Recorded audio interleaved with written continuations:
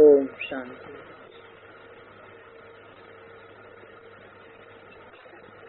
34 number के register में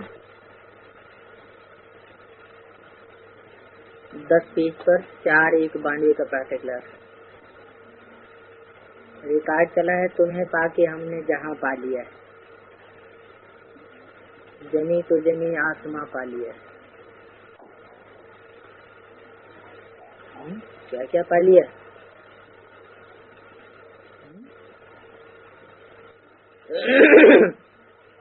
माता पिता को पा लिया, माना सब कुछ पा लिया। जमीन माना धरती माता, और आसमान माना आसमानी कौन है? बाप। तो माँ बाप में सारी जो जहान समाया हुआ है, उनको अगर पहचान लिया, जान लिया और पा लिया तो जैसे सारा जहान पा लिया। ये निराकार शिव बाबा बैठ करके बच्चों को समझाते हैं कि बच्चे देही अभिमानी भव, अपन को आत्मा समझो और बाप को याद करो। हम आत्मा हैं, हमको बाप पढ़ाते हैं। बाबा ने समझाया संस्कार सब आत्मा में ही रहते हैं। जब माया रावण का राज्य होता है अथवा भक्ति मार्ग शुरू होता है तो देह अभिमानी बन जाते हैं। फिर जब भक्ति मार्ग की अंत होती है तो बाप आकर के बच्चों को कहते हैं अभी देही अभिमानी बनो। तुमने जो जप तप दान पुण्य आदि किए हैं उनसे कुछ भी फायदा नहीं मिला। 5 विकार तुम्हारे में प्रवेश होने से तुम देह अभिमानी बन पड़े। रावण ही तुमको देह अभिमानी बनाते हैं। वास्तव में असल तुम देही अभिमानी थे। फिर से अभी ये प्रैक्टिस कराई जाती है कि अपन को आत्मा समझो। ये पुराना शरीर हमको छोड़ नया जाकर के लेना है। सत्युग में ये 5 विकार होते नहीं है। देवी देवता जिनको श्रेष्ठ पावन कहा जाता है वो सदैव आत्माभिमानी रहते हैं। इस समय बाप आकर तुमको आत्माभिमानी बनाते हैं। फिर ये 21 जन्मों के लिए अविनाशी बन जाता है। क्या? आत्माभिमानीपना। समझते हम आत्मा है, ये शरीर लिया है। आत्माभिमानी बनने से ही तुम 21 जन्म सुखी होते। जितना आत्माभिमानी बनेंगे उतने जाति सुखी होंगे। पर जब रावण राज्य होता है तो तुम बदल करके देह अभिमानी बन जाते हो। इनको सोल कॉन्शसनेस और उनको बॉडी कॉन्शसनेस कहा जाता है। निराकारी दुनिया में तो बॉडी कॉन्शसनेस और सोल कॉन्शसनेस का प्रश्न ही नहीं उठता है। ये कहाँ की बात है? इस साकारी सृष्टि में जो स्टेज बनती है उस स्टेज की बात है।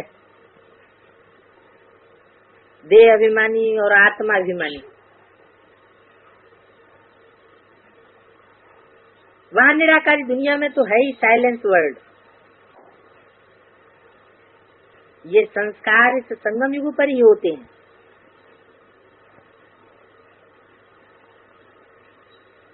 तुमको देह अभिमानी से देही अभिमानी बनाया जाता है।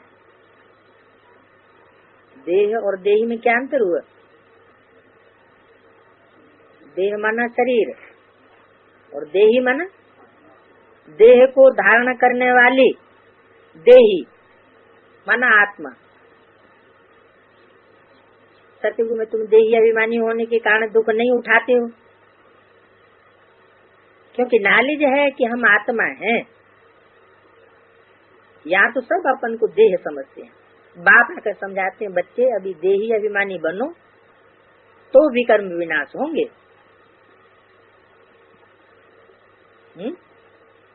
विकर्म विनाश होने की पहली शर्त क्या है? बाप को याद करना। ये सीधी सीधी शर्त नहीं है कि एक बाप को याद करोगे तो देही अभिमानी बन जाओगे। नहीं, बाप की भी याद कब आएगी? जब आत्मा अभिमानी बनेगी। अपन को आत्मा नहीं समझा तो बाप भी याद नहीं आएगा। वहां फिर तुम विकर्माजीत बन जाते हो। शरीर भी है, राज्य भी करते हो, तो आत्माभिमानी हो। आत्माभिमानी होकर के राज्य करते हो। ये जो तुमको शिक्षा मिलती है जिससे तुम आत्माभिमानी बन जाते हो, सदैव सुखी रहते हो।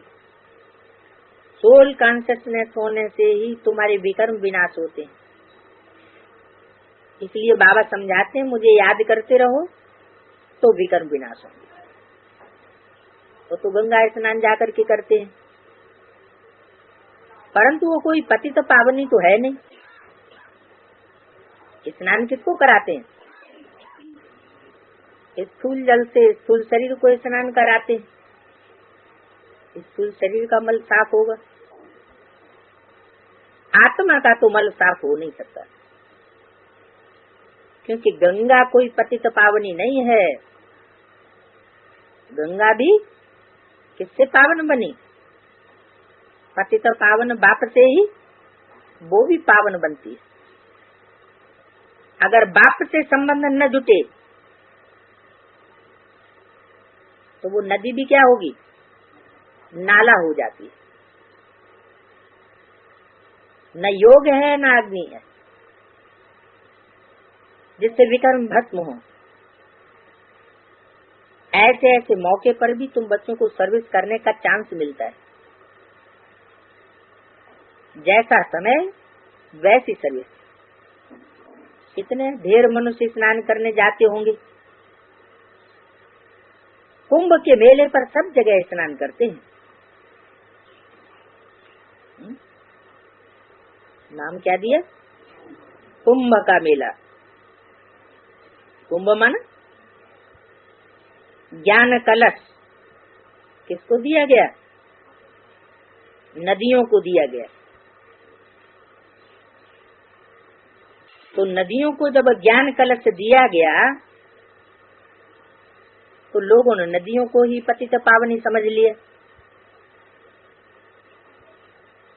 तो कुंभ पर यादगार में जाकर के स्नान करते हैं। वो यादगार चली आ रही है किस समय की? भक्ति मार्ग की यादगार जो है वो संगम युग में तैयार होती है, शूटिंग होती है। कोई सागर पर जाते हैं तो कोई नदी में भी जाते हैं। तो सबको बांटने के लिए कितने पर्चे छपाने पड़े। ये कोई जड़ सागर अथवा जड़ नदियों की बात नहीं है। ये पर्चे खूब बांटने चाहिए। पॉइंट ही सिर्फ यो हो, बहनों भाइयों, विचार करो, पतित पावन ज्ञान का सागर और उनसे निकली हुई ज्ञान नदियों द्वारा तुम पावन बन सकते हो। वह पानी के सागर और नदियों से तुम पावन बन सकते हो। इस पहेली को हल किया तो सेकंड में तुम जीवन मुक्ति पा सकते हो। राजबाग का वर्षा भी पा सकते हो। ऐसे ऐसे पर्चे हर एक सेंटर पर छपा ले और छाप करके बांटने चाहिए। नदियां तो सब जगह हैं। नदियां निकलती हैं बहुत दूर से। नदियां तो जहां तहां बहुत, फिर भी क्यों कहते हैं कि इसे ही नदी में स्नान करने से पावन होंगे? खास एक जगह पर इतना खर्चा करके तकलीफ करके क्यों जाते हैं?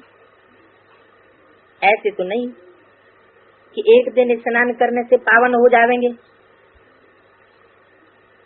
स्नान तो जन्म जन्मांतर करते हैं। सतयुग में भी स्नान करते हैं, तो होते ही हैं पावन। भक्ति मार्ग में मनुष्यों की बुद्धि ऐसी तमो प्रधान बन जाती है जो कुछ भी समझते नहीं है। बड़े बड़े विद्वान आचार्य पंडित तो कोई की भी बुद्धि में नहीं आता है कि पानी में स्नान करने से पावन कैसे होंगे। पानी में शक्ति होती है क्या? पानी को मथा जाएगा तो कुछ निकलेगा क्या? मंथन किसका करना है? ज्ञान सागर का मंथन करना है। ज्ञान सागर का मंथन करेंगे तो रतन निकलेंगे। तो मनन चिंतनशील आत्मा बनेगी। बाकी पानी की नदी का मंथन करने से कुछ नहीं निकलेगा। अभी तुमको बुद्धि मिली हुई है, आगे ये बुद्धि नहीं थी।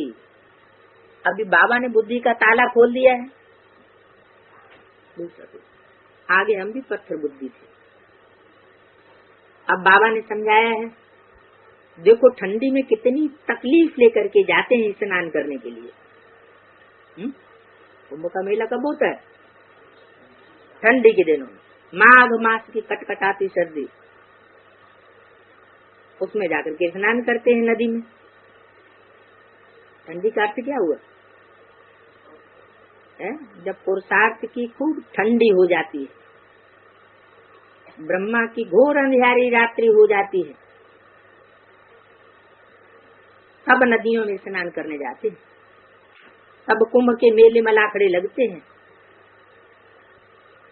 परंतु वो तो नदियों का मेला होता है, नदियों का मिलन होता है। ज्ञान सागर तो वहाँ होता ही नहीं। तो उनको समझाना पड़े। जिन्हों का ब्लाइंड फेथ है उनको रास्ता बताना पड़े। अंधश्रद्धा पूर्वक नदियों को पतित पावनी समझते हैं। उन अंधों की लाठी बनना है, सुजाग करना चाहिए। पतित पावन बाप तो एक ही बार आकर के पावन बनाते हैं, कोई बार बार स्नान करने की दरकार नहीं है। जब कलयुग का अंत होता है तो पतित पावन आकर के पावन बनाते हैं।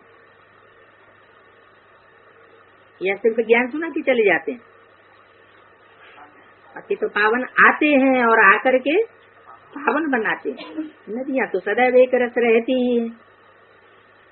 सतयुग त्रेता में नदियां होती हैं, द्वापर कलयुग में भी वही नदियां होती हैं। मनुष्यों की बुद्धि बिल्कुल ही तमो प्रधान है। तो दुखियों को रास्ता बताना चाहिए। धक्के खाते रहते हैं। कहाँ? भांति भांति की नदियों में जाकर के स्नान करने के लिए धक्के खाते हैं। ये छोटे छोटे पर्चे सब भाषाओं में छपे हुए होने चाहिए। 1,00,000 2,00,000 छपाने चाहिए। जिन्हों की बुद्धि में ज्ञान का नशा चढ़ा हुआ है उन्हों की बुद्धि काम करेगी। बल त्रिमूर्ति का चित्र भी न हो, 2-3 लाख सभी भाषाओं में होने चाहिए। वहाँ सर्विस करनी है।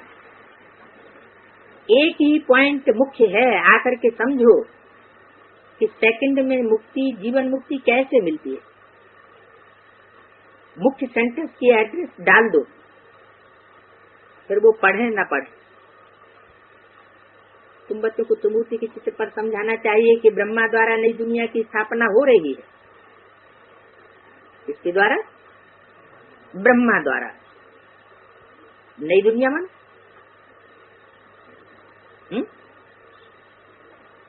नई दुनिया किसे कहा जाता है?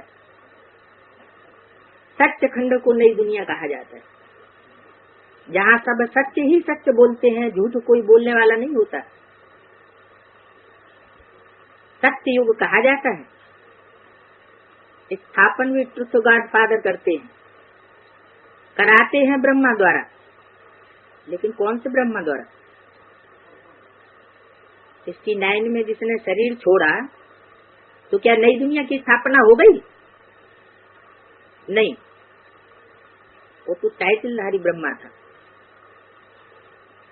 उसको भी टाइटल मिला था। ओरिजिनल तो कोई यज्ञ के आदमी और थे जो बाद में प्रत्यक्ष होते।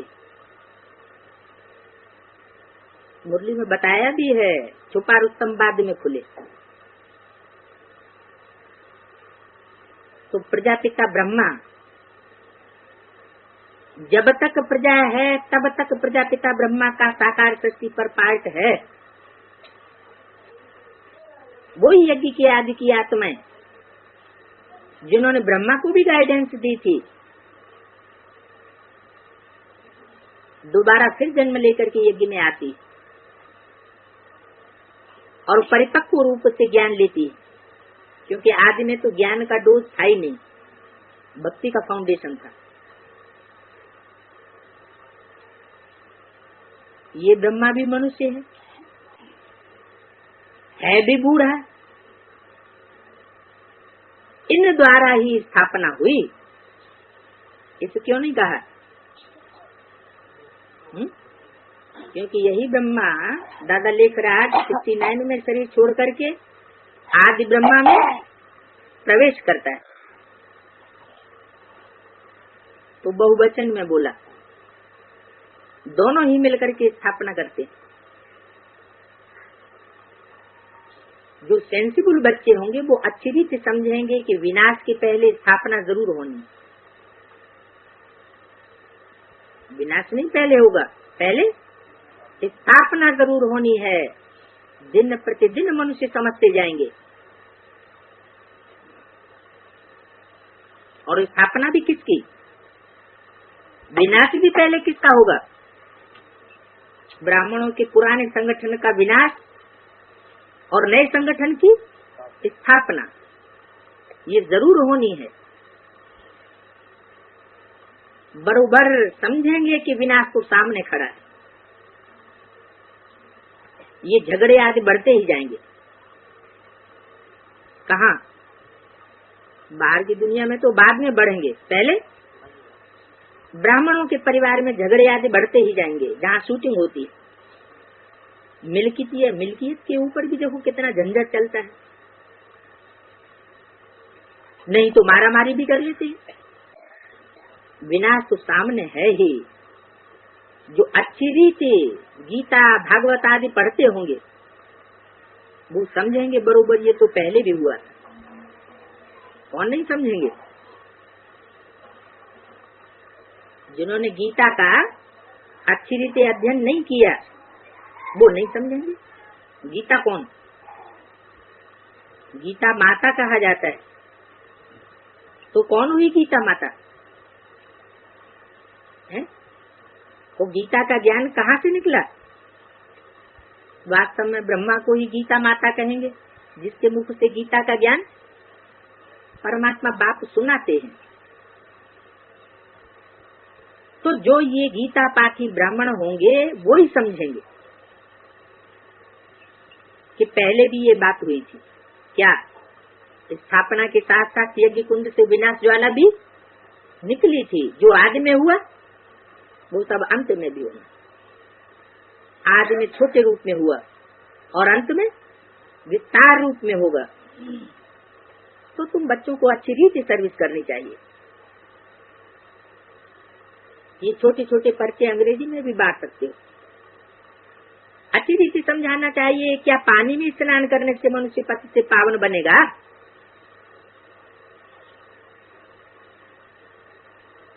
गंगा तो पानी की। सागर को मंथन करने से आत्मा पावन बनेगी,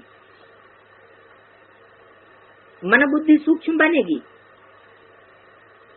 जब मन बुद्धि सूक्ष्म बनेगी, मनन चिंतन अच्छा चलेगा, ज्ञान सागर की गहराइयों में जाने योग्य आत्मा बनेगी, तो पतित से पावन भी बनेगी। पहले आत्मा पतित से पावन बनती है मनन चिंतन मंथन के द्वारा। लेकिन किसका मंथन? जड़ नदियों का मंथन। नदी में डुबका मारने से क्या पावन बन जाएंगे? वो तो भक्ति मार्ग में करते हैं। नाक भी बंद कर लेंगे, कान भी बंद कर लेंगे, आंख भी बंद करेंगे। क्या करेंगे? नाक आंख कान बंद करके डुबका लगाएंगे। तो क्या मतलब हुआ? आंखें बंद करना माना कुछ नहीं देखना है, हम क्या कर रहे हैं। कान बंद करना माना दुनिया क्या कहती है हमें इससे कोई मतलब नहीं, हमें तो डुबका लगाना है। और नाक बंद करना माना दुनिया दुनिया क्या करती है? सूंघ रही है हमको, कोशिश कर रही है हमारी गलतियां पकड़ने की, हमको संसार में उजागर करने की, लेकिन वो नाक भी बंद कर ली। दुनिया में कितनी दुर्गंध उड़ रही है हमारे कर्मों से, वो भी नहीं पता उनको। बस उनको तो दुबका मारना है। तो ये मंथन करने से, माना जड़ देहधारियों का, जड़ नदियों का मंथन करने से आत्मा पावन नहीं बन सकती है। आत्मा कब पावन बनेगी? जो ज्ञान सागर बाप है उसका मंथन करेंगे। मंथन भी कब करेंगे? जब जानेंगे और पहचानेंगे तो मंथन भी करेंगे। कि पतित पावन ज्ञान सागर परमात्मा पाठ कौन सा है? योग अग्नि से पावन बनेंगे। कौन सी अग्नि? योग माने लगाओ, लगन, लगन की अग्नि से पावन बनेंगे। नदियां तो ढेर हैं और परमात्मा बाप एक है। भगवानवाद, मुझे ही याद करने से तुम्हारे विकर्म विनाश होंगे। माम एकम याद करो, मुझे एक को याद करो। अगर दूसरे दूसरे को भी बीच बीच में याद करते रहे तो पावन नहीं बनेंगे। जहाँ जहाँ भी तुम्हारे सेंटर्स हैं तो मौके पर ऐसे पर्चे निकालने चाहिए। क्या कहा? दुनिया वालों को बाद में समझाना है, पहले कहाँ पर्चे बांटे? जहाँ जहाँ सेंटर्स हैं ऐसे मौके पर पर्चे निकालने चाहिए। मेले में बहुत भीड़ भाड़ होती है।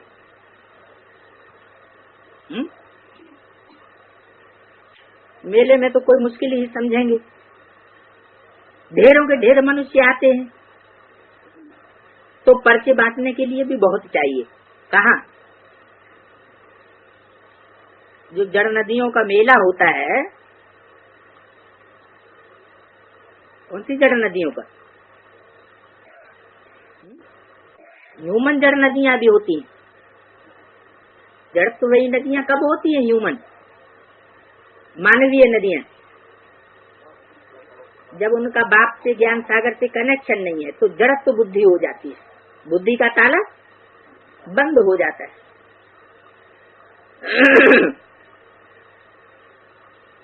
तो पर्चे बांटने के लिए बहुत चाहिए, जो फिर समझाई भी सके। ऐसी जगह खड़ा रहना चाहिए। ये है ज्ञान रतन। सर्विस का बहुत शौक रखना चाहिए। अपनी दैवी बादशाही स्थापन करते हैं ना, तुम जैसे अपनी राजाई के लिए रंग रूट बनाते हो। ये है ही मनुष्य को देवता अथवा पतित को पावन बनाने की मिशन। ये भी तुम लिख सकते हो कि बाप समझाते हैं मन मना भव। इसमें समझाने की बात क्या है? ये शब्द हैं 3, मत मना भव। मत मना मेरे, मना मना मन में, भव मना समाजा। मेरे मन में समाजा माना मेरे अंदर जो संकल्प है वो ही संकल्प तेरे अंदर। जो बाप का संकल्प तो बच्चे का संकल्प। संकल्प मात्र भी विरोधाभास न हो, ऐसी स्टेज बनानी है। वाचा में विरोध करना और कर्मणा में विरोध करना, बाप के विपरीत कर्म करना और वाचा चलाना, वो तो बहुत दूर की बात। मन के अंदर ऐसा संकल्प भी पैदा न हो जो बाप का विरोध करने वाला हो। पतित पावन बेहद के बाप को याद करो तो विकर्म विनाश हो जाएंगे। यात्रा की पॉइंट भी तुम बच्चों को बार बार समझाई जाती है। बाप को बार बार याद करो। सिमर सिमर सुख पाओ, कल कलेश मिटे सब तन के। अर्थात तुम एवर हेल्दी बन जाओगे इसको सिमरन करने से। पतित पावन अकाल मूर्त जो बाप है, जिसको कोई काल खा नहीं सकता है, ऐसे को तुम याद करेंगे तो तुम्हारी मन बुद्धि को, तन को संग का रंग लगेगा और तुम क्या बन जाएंगे? एवर हेल्दी बन जाएंगे। बाप ने मंत्र दिया है कि मुझे सिमरो, अर्थात याद करो। ऐसे नहीं कि शिव शिव शिव बैठ करके सिमरो, मुख से बोलने की बात नहीं है। शिव के भगत ऐसे शिव शिव कह करके माला जपते हैं, वास्तव में है रुद्रमाला। शिव और शालिग्राम, रुद्रमाला में कौन कौन है? शिव बाबा और शालिग्राम, आत्माओं की माला है। ऊपर में है शिव बाबा और बाकी है छोटे छोटे दाने, अर्थात आत्मा। आत्मा इतनी छोटी बिंदी है, काले दानों की माला होती है। रुद्रमाला में दाने कैसे रंग के होते हैं? तो शिव की माला भी बहुत बनी हुई है। शिव बाबा कहते हैं आत्मा को ही अपने बाप को याद करना है, बाकी मुख से शिव से बोलना नहीं है। शिव शिव कहने से फिर बुद्धि योग माला की तरफ चला जाता है, अर्थ तो कोई समझते नहीं। शिव शिव जपने से विकर्म थोड़े ही विनाश होंगे। माला फेरने वालों के पास ये ज्ञान नहीं है कि विकर्म विनाश होते हैं संगम योग पर। है? कब विनाश होते हैं? संगम योग कब होता है? जबकि डायरेक्ट शिव बाबा आकर के मंत्र देते हैं। क्या इनडायरेक्ट मंत्र मिलता है? उस समय विकर्म विनाश नहीं होते। गुरुओं के थ्रू जो याद का मंत्र मिलता है उससे विकर्म विनाश नहीं होते। कब विनाश होते? जब डायरेक्ट शिव बाबा आकर के मंत्र देते हैं कि माम एकम याद करो। जरूर किसी तन में आकर कहते हैं कि मुझे एक को याद करो, तो क्या मुर्दे को याद करो? जड़ चित्र में याद करो, फिर तो भक्ति मार्ग हो गया। बाकी तो कोई कितना भी बैठ शिव शिव कहे, विकर्म विनाश नहीं होंगे।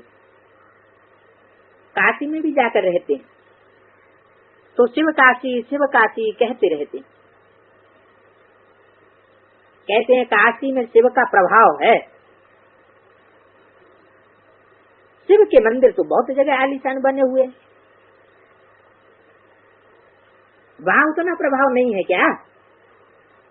ये भक्ति मार्ग में बात जो चली आ रही है कि काशी में जाकर के मरेंगे तो मुक्ति हो जाएगी, ये बात कहाँ की है? कैसे? हाँ, काशी माना तेज, काशी माना तेज का पुंज वाली नगरी, जहाँ याद का फोर्स भरा हुआ है। तो वो तो मधुबनी है। मधुबन में बाप आते हैं। मधुबन कौन सा? मधुबन किसे कहें? जहाँ मधुसूदन हो, जहाँ मधुरता हो और जहाँ बेहद का वैराग वृत्ति हो, वन जंगल न्यारे भी हो और प्यारे भी हो, ऐसा जो संगठन जहाँ भी है वो मधुबन।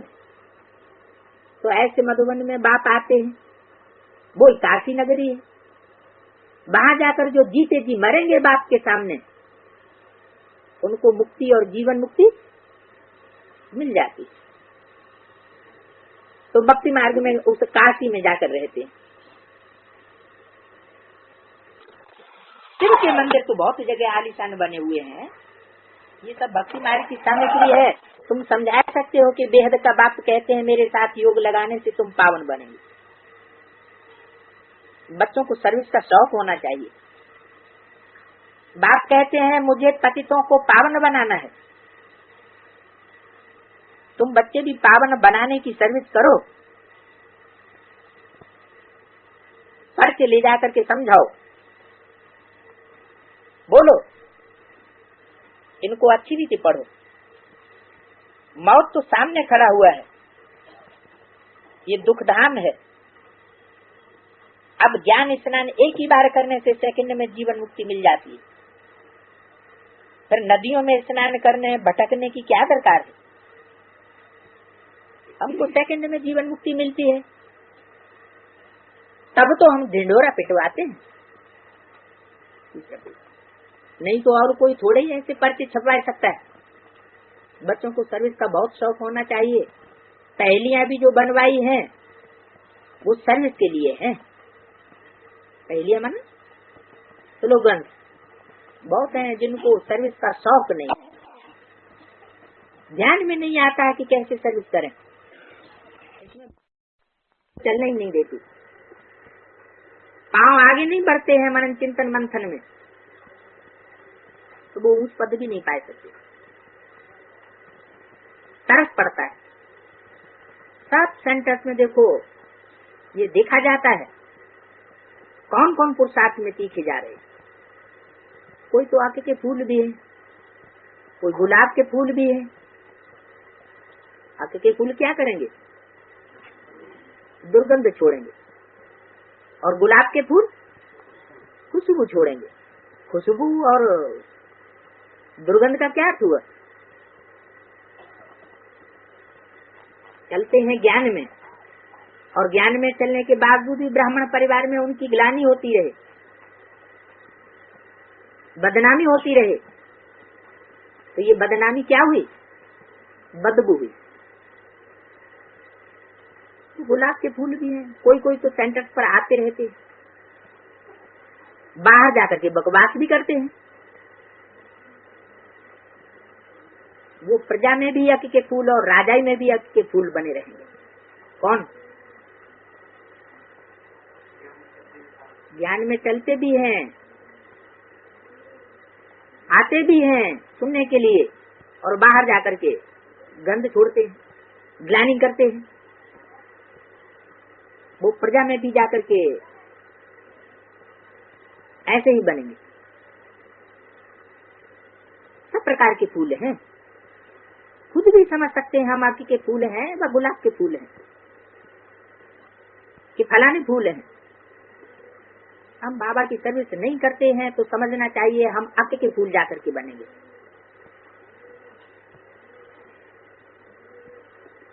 बात तो बहुत अच्छी समझ दे रहे हैं।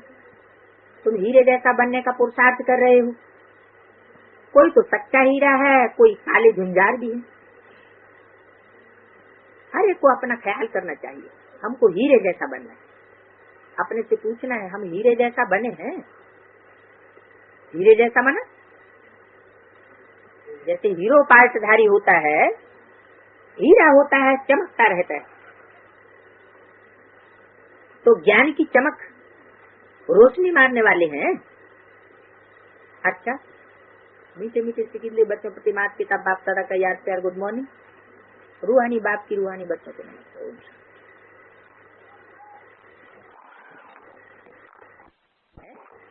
3-5-72 की अव्यक्तवाणी,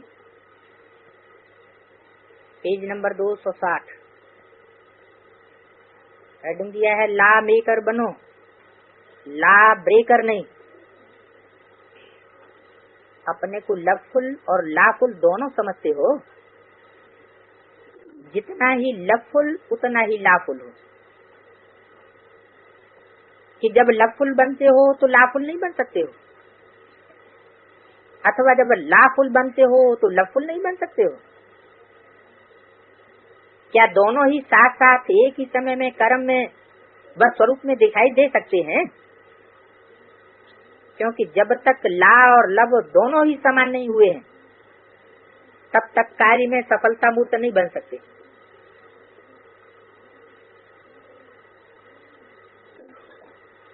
तीन मूर्तियां हैं। कौन कौन सी? एक लाफुल, एक लफुल और एक बैलेंस रखने वाली। लफुल कौन सी है? ब्रह्मा। और लाफुल शंकर। और बैलेंस रखने वाली मूर्ति विष्णु। तो विष्णु है हमारा लक्ष्य। दोनों में समानता चाहिए, तब सफलता मूर्त बनेंगे। सफलता मूर्त व संपूर्ण मूर्त बनने के लिए इन दोनों की आवश्यकता है। लाफुल अपने आप के लिए भी बनना होता है, सिर्फ दूसरों के लिए लाफुल बनना ये कोई बड़ी बात नहीं है। लेकिन जो स्वयं अपने प्रति लाफुल बनता है वो दूसरों के प्रति भी लाफुल बन सकता है। अगर स्वयं अपने प्रति कोई भी ला को ब्रेक करता है तो दूसरों के ऊपर भी चला ही नहीं सकता ला। कितना भी दूसरों के प्रति लाफुल बनने का प्रयत्न करेगा लेकिन बन नहीं सकेगा। इसलिए अपने आप से पूछो कि मैं अपने प्रति व अन्य आत्माओं के प्रति लाफुल बना हूँ। प्रातः से लेकर रात तक मनसा संकल्प में, वाणी में, कर्म में, संपर्क में, एक दो को सहयोग देने में व सेवा में कहाँ भी किस प्रकार का लाभ ब्रेक तो नहीं किया। जो लाभ ब्रेकर होगा वो नई दुनिया का मेकर नहीं बन सकेगा, वह peace maker, new world maker नहीं बन सकेगा। तो अपने आप को देखो कि मैं न्यू वर्ल्ड मेकर व पीस मेकर, ला मेकर बना हूँ व ला ब्रेकर बना हूँ। जो स्वयं ला मेकर हैं वही अगर ला को ब्रेक करते हैं तो क्या ऐसे को ला मेकर कहा जा सकता है? ईश्वरीय लाज व ईश्वरीय नियम क्या है वो सभी स्पष्ट जान गए कि अभी जानना है। जानने का अर्थ क्या होता है? जानना अर्थात चलना। जानने के बाद मानना होता है, मानने के बाद चलना होता है। तो ऐसे समझें कि ये जो भी बैठे हुए हैं वो सभी जान गए हैं, अर्थात चल रहे हैं। किसके ऊपर? ला के ऊपर चल रहे हैं। अमृत बेले से लेकर जो भी दिनचर्या बिता रहे हो वो सभी ईश्वरीय लाज के प्रमाण बिता रहे हो कि इसमें कुछ परसेंटेज होती है। जानने में परसेंटेज है।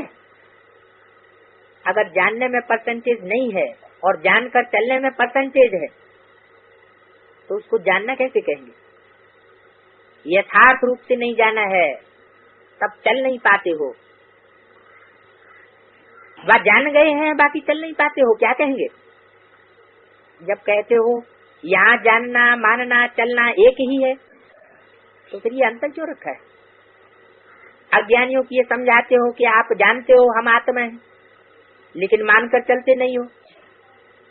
आप भी जानते हो कि ये ईश्वरीय लाभ है, नियम है और यह नहीं है। जानकर फिर चलते नहीं हो तो इस स्टेज को क्या कहेंगे? उनका पुरुषार्थ। पुरुषार्थी जीवन में गलती होना माफ है क्या? जैसे ड्रामा की ढाल सहारा दे देती है वैसे पुरुषार्थी शब्द भी हार खाने में व असफलता प्राप्त होने में बहुत अच्छी चाल है, अच्छी ढाल है। अलंकारों में ये ढाल दिखाई हुई है। ऐसे ढाल वालों को पुरुषार्थी कहेंगे। पुरुषार्थ शब्द का अर्थ क्या करते हो? इस रथ में रहते अपने को पुरुष अर्थात आत्मा समझकर चलो, इसको कहते हैं पुरुषार्थी। तो ऐसे पुरुषार्थ करने वाला अर्थात आत्मिक स्थिति में रहने वाला ऐसे रथ का पुरुष अर्थात मालिक कौन है? आत्मा है ना। तो पुरुषार्थी मना अपन को रथ ही समझने वाला। ऐसा पुरुषार्थी कब हार नहीं खा सकता। तो पुरुषार्थ शब्द को इस रीत से यूज न करो। हाँ, ऐसे कहो हम पुरुषार्थहीन हो जाते हैं तब हमारी हार होती। अगर पुरुषार्थ में ठीक लगा हुआ है तो कब हार नहीं हो सकती। जानने और चलने में अगर अंतर है तो ऐसी स्टेज वाले को पुरुषार्थी नहीं कहा जाएगा। पुरुषार्थी सदैव मंजिल को सामने रखते हुए चलते हैं, वो कब रुकते नहीं, बीच बीच में मार्ग में जो सीन आती है उनको देखने लगते हैं, लेकिन रुकते नहीं है। देखते हो, बस देखते हुए नहीं देखते हो। जो भी बात सामने आती है उनको देखते ही ऐसी अवस्था में चलने वाले को पुरुषार्थी नहीं कहा जाता है। तो देखना भी नहीं है, माना देखते हुए न देखना। साइड सीन तो आवेंगे, लेकिन उसमें बुद्धि रमण न करे। पुरुषार्थी कभी अपनी हिम्मत और उल्लास को छोड़ता नहीं है। हिम्मत उल्लास सदा साथ है, तो विजय तो है ही। हिम्मतहीन जब बनते हैं अथवा उल्लास के बजाय किसी न किसी प्रकार का आलस्य आता है, तब हार हो जाती है। और छोटी सी गलती करने से ला फुल बनने के बजाय स्वयं ही ला मेकर होते हुए भी ला को ब्रेक करने वाले बन जाते। वो छोटी सी गलती कौन सी है? एक मात्रा की सिर्फ गलती है। एक मात्रा के अंतर से ला मेकर के बजाय ला ब्रेकर बन जाते।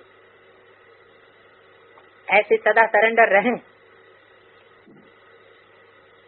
तो सफलता मूर्त विजय मूर्त बन जाएंगे। लेकिन कभी कभी अपनी मत चलाए देते, इसलिए हार हो जाती है।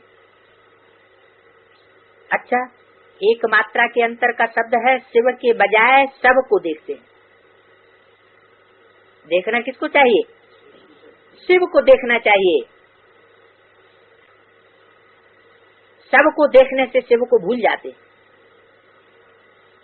तो शिव शब्द बदल करके विष बन जाता है। विष, विकारों की विष। तो एक मात्रा के अंतर से उल्टा बन जाने से विष भर जाता है। तो बुद्धि में कौन रहना चाहिए? शिव रहना चाहिए या विष रहना चाहिए? बुद्धि में जब विष भर जाता है तो उसका फिर परिणाम भी ऐसा ही निकलता है। कैसा परिणाम निकलेगा? उल्टे हो गए तो परिणाम भी जरूर उल्टा निकलेगा। इसलिए कब भी सब को न देखो, अर्थात इस देह को न देखो। इनको देखने से अथवा शरीर के भान में रहने से लाभ ब्रेक होता है। अगर इस ला में अपने आप को सदा कायम रखो कि सबको देखना ही नहीं, शिव को ही देखना है, तो कभी कोई बात में हार नहीं होगी। माया वार नहीं करेगी। जब माया वार करती है तो हार हो जाती है। अगर माया वार ही नहीं करेगी तो हार कैसे होगी? तो अपने आप को बाप के ऊपर हर संकल्प में बलिहार बनाओ, तो कभी हार नहीं होगी। संकल्प में भी अगर बाप के ऊपर बलिहार नहीं हो तो संकल्प कर्म में आकर के हार खिलाए देते। इसलिए अगर ला मेकर अपन को समझते हो तो कभी भी इस ला को ब्रेक नहीं करना। चेक करो, ये जो संकल्प उठा वो बाप के ऊपर बलिहार होने योग्य है। यानी हमारा हर संकल्प बाप को प्रिय है। कोई भी श्रेष्ठ देवताएं होते हैं, उनको कभी भी कोई भेंट चढ़ाते हैं तो देवताओं की योग्य भेंट चढ़ाते, ऐसी वैसी नहीं चढ़ाते। तो हर संकल्प बाप के ऊपर अर्थात बाप के कर्तव्य के ऊपर बलिहार जाना है। ये चेक करो, जैसे ऊंच से ऊंच बाप है वैसे ही संकल्प भी ऊंचे हैं जिनकी हम भेंट चढ़ावे। अगर व्यर्थ संकल्प अथवा विकल्प है तो बाप के ऊपर बलि चढ़ा नहीं सकते, बाप स्वीकार कर नहीं सकते। आजकल शक्तियों और देवियों का भोजन होता है तो उसमें भी शुद्धि पूर्वक भोग चढ़ाते हैं। अगर उसमें कोई अशुद्धि होती है तो देवी स्वीकार नहीं करती है। फिर वो भक्तों को महसूसता आती है कि देवी ने हमारी भेंट स्वीकार नहीं की। तो आप भी श्रेष्ठ आत्मा है। शुद्धि पूर्वक भेंट नहीं है तो आप भी स्वीकार नहीं करते हो। ऊंचे से ऊंचे बाप के आगे क्या भेंट चढ़ानी है, वो तो समझ सकते हो। हर संकल्प में श्रेष्ठता भरते जाओ, हर संकल्प बाप और बाप के कर्तव्य में भेंट चढ़ाते जाओ, फिर कभी हार नहीं खा सकेंगे। अभी फिर भी कोई व्यर्थ व अशुद्ध संकल्प चलने की प्रत्यक्ष रूप में कोई सजा नहीं है। लेकिन थोड़ा आगे चलेंगे तो कर्म की तो बात ही छोड़ो, लेकिन अशुद्ध व व्यर्थ संकल्प जो हुआ है अथवा किया है उसकी प्रत्यक्ष सजा का भी अनुभव करें। ये वाणी कौन से सन की है? 71 की। तो आगे चल के ये बात बताइए, अब कौन सा टाइम हो गया? अब संकल्पों की सजा मिलती है या नहीं मिलती है? क्योंकि जब व्यर्थ संकल्प करते हो तो संकल्प भी खजाना है। खजाने को जो व्यर्थ गंवाता है उसका क्या हाल होता है? व्यर्थ धन गंवाने वाले की रिजल्ट क्या निकलती है? देवाला निकल जाता है। ऐसे ही ये शेष संकल्पों का खजाना व्यर्थ गंवाते गंवाते बाप द्वारा जो वर्षा प्राप्त होना चाहिए श्रेष्ठ ज्ञान रत्नों का, वो प्राप्ति का अनुभव नहीं होता है। जैसे कोई दिवाला मारते हैं तो क्या गति हो जाती है, ऐसे स्थिति का अनुभव होगा। इसलिए अभी जो समय चल रहा है वो बहुत सावधानी से चलने का है, क्योंकि अभी यात्री चलते चलते ऊंच मंजिल पर पहुंच गए हैं। तो ऊंची चोटी पर कदम कदम पर अटेंशन रखने की बहुत आवश्यकता होती है, नहीं तो क्या होगा? पहाड़ की ऊंची चोटी पर अगर कोई अलबेलेपन से चढ़े तो कहाँ गिरेगा? हजारों फीट गड्ढे में गिरेगा जाके। तो हर कदम में चेकिंग करने की आवश्यकता है। अगर एक कदम में भी अटेंशन कम रहा तो रिजल्ट क्या होगी? ऊंचाई के बजाय पांव खिसकते खिसकते नीचे आ जाएंगे। तो वर्तमान समय इतना अटेंशन है व अलबेलापन है। पहला समय और था, वो समय बीत चुका। जैसे जैसे समय बीत चुका तो समय के प्रमाण परिस्थितियों के लिए बाप रहमदिल बन कुछ न कुछ जो सैल्वेशन देते आए हैं वो समय प्रमाण अभी समाप्त हो चुकी। अभी रहमदिल नहीं, अगर अब तक भी रहमदिल बनते रहे तो आत्माएं अपने ऊपर रहमदिल नहीं बन सकेंगी।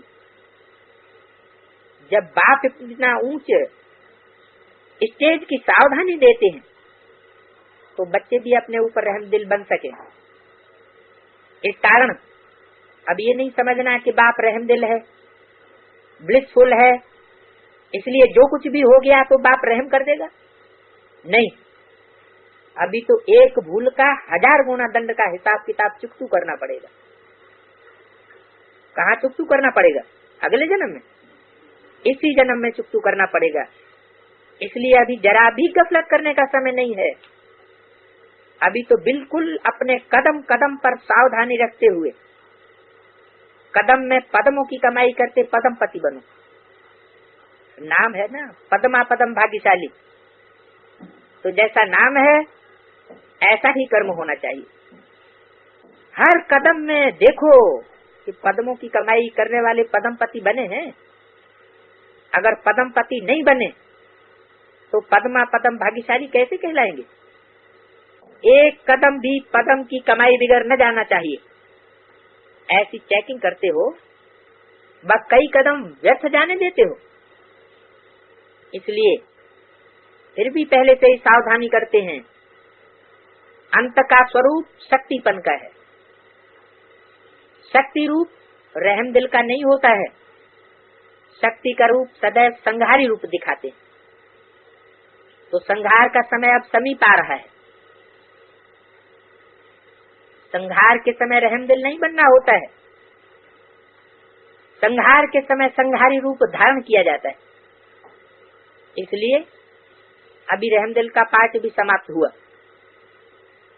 बाप के संबंध से बच्चों का अलबेलापन व नाज सभी देखते हुए आगे बढ़ाया, लेकिन अब किसी भी प्रकार से पावन बना करके साथ ले जाने का पाठ है सदगुरु के रूप में। जैसे बाप बच्चों के नाज व अलबेलापन देख फिर भी प्यार से समझाते चराते रहते हैं, वो रूप सदगुरु का नहीं होता है, बाप का रूप होता है। सतगुरु का रूप जैसे सतगुरु है वैसे सत संकल्प, सत बोल, सत कर्म बनाने वाला है। फिर चाहे नॉलेज द्वारा हो व पुरुषार्थ द्वारा बनावे, चाहे फिर सजा द्वारा बनावे, सतगुरु नाज और अलबेलापन देखने वाला नहीं है। इसलिए अब समय और बाप के रूप को जानो। ऐसे न हो बाप के अंतिम स्वरूप को न जानते हुए अपने बचपन के अलबेलेपन में आकर अपने आप को धोखा दे बैठो। इसलिए बहुत सावधान रहना है। शक्तियों को अभी अपना संहारी रूप धारण करना चाहिए। जैसे दिखाया हुआ है, कोई भी आसुरी संस्कार शक्तियों का सामना नहीं कर सकता। यदि आसुरी संस्कार वाले शक्तियों के सामने आंख उठा करके भी देखेंगे तो वो देख नहीं सकते। तो ऐसा संहारी रूप बन करके स्वयं में भी आसुरी संस्कारों का संहार करो और दूसरों के भी आसुरी संस्कारों के संहार करने वाली संहारभूत बनो। ऐसी हिम्मत है। माता रूप में भल रहम आ जाता है, शक्ति रूप में रहम नहीं होता। माता बनकर पालना तो बहुत कर ली और माता के आगे बच्चे लाड़ कोड़ करते भी हैं। शक्तियों के आगे किसकी हिम्मत नहीं जो अलबेलापन दिखाई सके। अपने प्रति भी अब संहारी बनो। ऐसी स्टेज बनाओ जो आसुरी संस्कार संकल्प में भी न ठहर सके। इसको कहते हैं एक ही नजर से असुर संहारिणी। संकल्पों को परिवर्तन करने में कितना समय लगता है? 1 सेकेंड। और नजर से देखने में कितना समय लगता है? 1 सेकेंड। तो नजर से असुर संहार करने वाले अर्थात 1 सेकेंड में आसुरी संस्कारों को भस्म करने वाले ऐसे बने हो कि आसुरी संस्कारों के वशीभूत खुद ही हो जाते हो। आसुरी संस्कारों के वशीभूत होने वाले को किस संप्रदाय में गिना जाएगा? आप कौन हो? आसुरी संप्रदाय हो या ईश्वरीय संप्रदाय? तो ईश्वरीय संप्रदाय वालों के पास आसुरी संस्कार आने भी नहीं चाहिए। अभी आसुरी संस्कार आते हैं या भस्म हो गए हैं? आते हैं तो फिर क्या बन जाते हो? अपना रूप बदल बहुरूपी बन जाते हो क्या? कभी ईश्वरीय संप्रदाय, कभी आसुरी संप्रदाय। अभी अभी ईश्वरीय संप्रदाय, अभी अभी आसुरी संस्कारों के बस हो गए तो ऐसों को क्या कहेंगे? बहुरूपी हो गए ना। अगर अभी अभी अपने से आसुरी संस्कारों को भस्म करने की हिम्मत रखकर संहारी रूप बने तो मुबारक। अभी यह भी ध्यान रखना, सूक्ष्म सजाओं के साथ साथ स्थूल सजाएं भी होती हैं। ऐसे नहीं समझना सूक्ष्म सजा तो अपने अंदर भोग कर खत्म कर देंगे। नहीं, सूक्ष्म सजाएं सूक्ष्म में मिलती रहती हैं और दिन प्रतिदिन जास्ती मिलती रहेंगी। लेकिन ईश्वरीय मर्यादाओं के प्रमाण कोई भी अगर अमर्यादा का कर्तव्य करते हैं, मर्यादा का उल्लंघन करते हैं, तो ऐसी अमर्यादा से चलने वाले को स्थूल सजाएं भी भोगने पड़ेंगी। अब क्या होगा? अपने दैवी परिवार की स्नेह, संबंध और जो वर्तमान समय की संपत्ति का खजाना है उनसे वंचित होना पड़ेगा। इसलिए अब बहुत सोच समझ करके कदम उठाना है। ऐसे लाभ शक्तियों द्वारा स्थापन हो रहे हैं, पहले से ही सावधान करना चाहिए। फिर ऐसे नहीं कहना कि ऐसे तो हमने समझा नहीं था, ये तो कोई नई बात हो गई। तो पहले से ही सुनाए रहे हैं। सूक्ष्म लाभ के साथ साथ स्थूल लाभ व नियम भी है। जैसे जैसे गलती उसी प्रमाण है, ऐसी गलती करने वाले को सजा मिलेगी। इसलिए ला मेकर हो तो ला को ब्रेक नहीं करना। अगर ला मेकर भी ला को ब्रेक करेंगे तो फिर ला कुल राज्य करने के अधिकारी कैसे बनेंगे? जो स्वयं को ही ला के प्रमाण नहीं चला सकता वो ला कुल राज्य कैसे चला सकेगा? इसलिए अब अपने को ला मेकर समझकर हर कदम ला कुल उठाओ, अर्थात श्रीमत प्रमाण उठाओ। उसमें मन मत मिक्स नहीं करो। माया श्रीमत को बदल करके मन को मिक्स करके उसको ही श्रीमत समझाने की बुद्धि देती है। माया के बस मनमत को भी श्रीमत समझने लग पड़ते हैं। इसलिए परखने की शक्ति सदैव काम में लाओ। कहाँ परखने में भी अंतर होने से अपने आप को नुकसान कर देते। इसलिए कहाँ भी अगर स्वयं नहीं परख सकते हो तो जो श्रेष्ठ आत्माएं निमित्त हैं उन्हों से सहयोग लो, वेरीफाई कराओ। क्या वेरीफाई कराओ कि ये श्रीमत है अथवा मनमत है। वेरीफाई कराने के बाद प्रैक्टिकल में लाओ। अच्छा, ऐसे लाफुल और लफुल जो दोनों ही साथ साथ रख करके चलने वाले हैं, ऐसी आत्माओं को बाप दादा का नमस्ते।